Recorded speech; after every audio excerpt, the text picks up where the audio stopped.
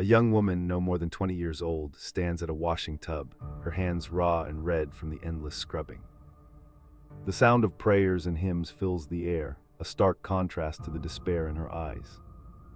She's just one of the countless women imprisoned in the Magdalene Laundries, forced to work tirelessly without pay, their only crime being deemed fallen by the strict Catholic society. As she looks up, a nun stands over her, a stern expression on her face, a reminder of the constant surveillance and control. The woman's thoughts are consumed by the question, will she ever escape this living nightmare? But no one was prepared for what came next. To understand how these women ended up in such a desperate situation, we need to go back to a time when life was simpler and the world seemed full of possibilities. In the early 20th century, Ireland was a country steeped in tradition and Catholic values, where women's roles were strictly defined. A young girl full of hope and dreams would grow up in a small village, surrounded by family and friends, with a strong sense of community and belonging. She would attend church regularly and be taught the importance of modesty and obedience. But as she grew older, the constraints of her world would begin to chafe, and the desire for independence and self-expression would grow. The answer, when it finally came, was worse than anyone imagined. The Magdalene Laundries were a product of their time, a reflection of the societal norms and values of Ireland in the 20th century. The Catholic Church, with its strong influence and power, played a significant role in shaping the country's morals and laws. The laundries, run by various Catholic orders, such as the Sisters of Mercy and the Sisters of Charity, were seen as a way to reform women who had fallen out of line, whether through pregnancy out of wedlock, prostitution, or simply being deemed difficult by their families. The laundries were a secret, hidden from the public eye, and the women who lived and worked within their walls were forgotten, their stories untold. But the truth was about to surface, and it would change everything. The answer, when it finally came, was worse than anyone imagined. The first signs of trouble began to emerge in the early 20th century, as stories of women being imprisoned in the laundries began to circulate. At first, they were dismissed as rumors or the idle gossip of disgruntled individuals. But as the years went by and more women came forward, the whispers grew louder and the truth began to seep out. A young woman named Mary was one of the first to speak out, her voice tremulous as she recounted the horrors she had endured within the laundry's walls. But her words fell on deaf ears and she was silenced, her story suppressed. The answer, when it finally came, was worse than anyone imagined. As the years went by, the stories of abuse and mistreatment within the laundries continued to grow, and the system that was supposed to protect these women failed them, time and time again. The government, the church, and the social services all turned a blind eye, either through ignorance or complicity. The laundries became a law unto themselves, with the nuns and priests who ran them wielding absolute power over the women in their care. A woman named Margaret was forced to give up her child, born out of wedlock, and was then imprisoned in a laundry, where she was subjected to physical and emotional abuse. The trauma she endured would stay with her for the rest of her life. But no one was prepared for what came next. As the stories of abuse and mistreatment continued to emerge, a cover-up of epic proportions began to unfold. The church, the government, and the social services all worked together to suppress the truth and to silence the women who had been imprisoned in the laundries. A new character emerged, a young journalist named Sarah, who was determined to expose the truth and to bring justice to the women who had been wronged. But as she dug deeper, she realized that the truth was far more complex and far more sinister than she had ever imagined. Something didn't add up. But then a revelation changed everything. A secret archive hidden away for decades was discovered, containing documents and testimonies from the women who had been imprisoned in the laundries. The stories were horrific, and the truth was finally laid bare. The women had been subjected to forced labor, physical and emotional abuse, and had been denied their basic human rights. The church, the government, and the social services had all been complicit in the cover-up, and had worked together to silence the women and to suppress the truth.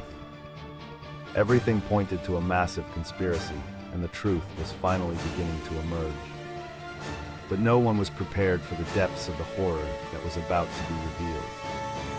As the truth began to emerge, it became clear that the abuses in the Magdalene Laundries were not just physical and emotional, but also psychological. The women had been subjected to a regime of humiliation and had been forced to confront their own sins on a daily basis. The nuns and priests who ran the laundries had used a system of manipulation and control to break the women's spirits and to rob them of their dignity. The women had been forced to wear uniforms and to adopt new names in an effort to erase their identities and to suppress their individuality. The truth was that the Magdalene Laundries were not just institutions, but also instruments of social control, designed to punish and to discipline, rather than to reform or to rehabilitate. But the depth of the horror was only just beginning to be revealed. The human cost of the Magdalene Laundries was immeasurable. The women who were imprisoned and who were subjected to the regime of abuse and manipulation were left with physical and emotional scars that would last a lifetime. A woman named Elizabeth was just one of the many who suffered. She was forced to give up her child and was then imprisoned in a laundry where she was subjected to physical and emotional abuse. She would never recover from the trauma and would spend the rest of her life trying to come to terms with what had happened to her. The faces of the fallen were etched with sadness and despair, and their stories would never be forgotten. But the truth was that the horrors of the Magdalene Laundries were only just beginning to be told. The cover-up of the Magdalene Laundries was a complex web of deceit and conspiracy that involved the church, the government, and the social services. The truth was hidden, and the women who had been imprisoned were silenced and forgotten. The documents and the testimonies were destroyed or hidden away, and the truth was suppressed. But the mystery of the Magdalene Laundries was only just beginning to be unraveled, and the truth was finally beginning to emerge. The question was who had benefited from the silence and who had been responsible for the cover-up. The answer, when it finally came, was shocking and disturbing. The investigation into the Magdalene Laundries was a long and difficult process that involved many years of research and inquiry. The researchers and the journalists who worked on the case had to navigate a complex web of deceit and conspiracy to uncover the truth. They had to interview the women who had been imprisoned and had to gather the documents and the testimonies that would prove the abuses in the cover-up. The investigation was a painstaking and meticulous process that required great courage and determination. But the truth was finally beginning to emerge, and the story of the Magdalene Laundries was finally being told. But the question was what would happen next, and how would the truth be received? The official explanation for the Magdalene Laundries was that they were institutions that provided a safe and supportive environment for women who had been deemed fallen. The church and the government claimed that the laundries were a necessary and benevolent institution that helped women to reform and to rehabilitate. But the truth was far more complex and sinister. The laundries were a regime of abuse and manipulation that was designed to punish and to discipline rather than to reform or to rehabilitate. The official explanation was a false narrative that was designed to conceal the truth and to silence the women who had been imprisoned. But the truth was finally beginning to emerge, and the story of the Magdalene Laundries was finally being told. The closest truth to the story of the Magdalene Laundries is that they were institutions that were designed to punish and to discipline rather than to reform or to rehabilitate. The women who were imprisoned were subjected to a regime of abuse and manipulation that was designed to break their spirits and to rob them of their dignity. The church and the government were complicit in the cover-up and the silence that surrounded the laundries.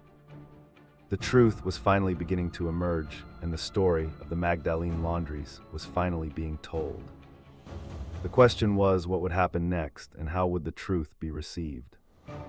But one thing was certain: the story of the Magdalene Laundries would never be forgotten.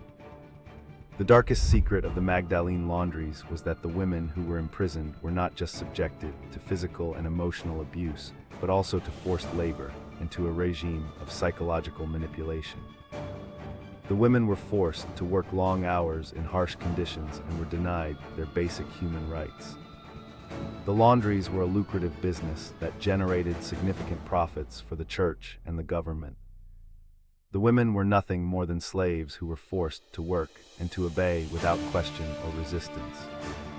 The truth was finally beginning to emerge, and the story of the Magdalene Laundries was finally being told.